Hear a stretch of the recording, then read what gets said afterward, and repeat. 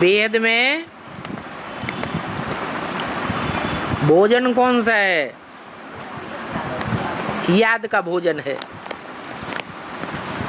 और याद भी प्रवृत्ति मार्ग की याद ज्यादा अच्छी है, श्रेष्ठ है, या निवृत्ति मार्ग की याद ज्यादा श्रेष्ठ है? प्रवृत्ति की याद ज्यादा श्रेष्ठ है। चाहे माता पिता के रूप में हो, चाहे साजन सजनी के रूप में हो, चाहे पिता पुत्र के रूप में हो, चाहे भाई भाई के रूप में हो।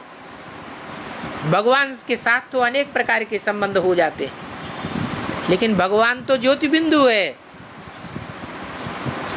वो बिंदु रूप में ही संबंध जोड़ता है या साकार में भी जोड़ता है?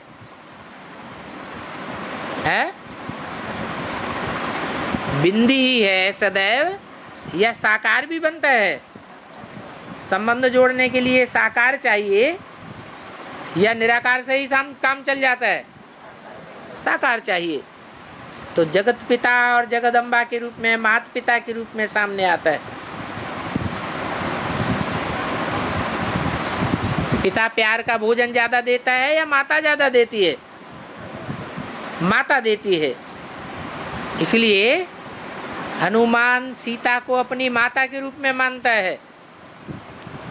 माता स्नेह का भोजन तो देती है, लेकिन उस भोजन में जब तक तुलसी पत्र न डाला जाए।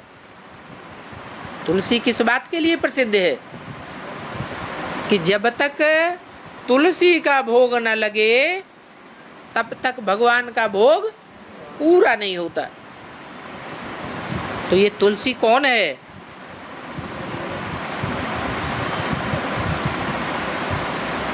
कौन ऐसी आत्मा है कि जब वो सरेंडर होती है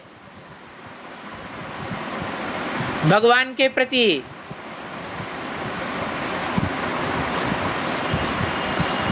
तो भगवान का भोग पूरा होता है।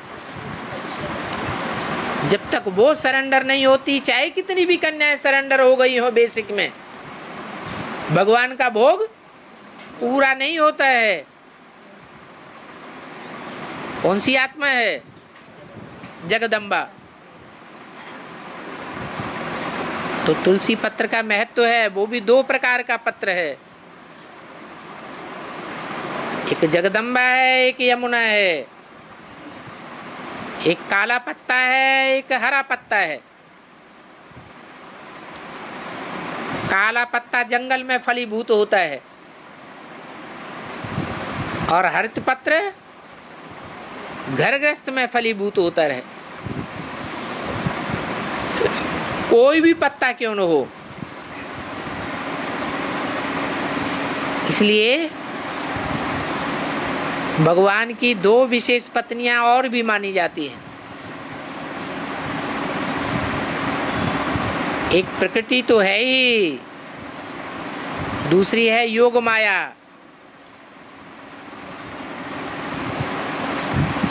तो दोनों प्रकार के पत्ते हैं।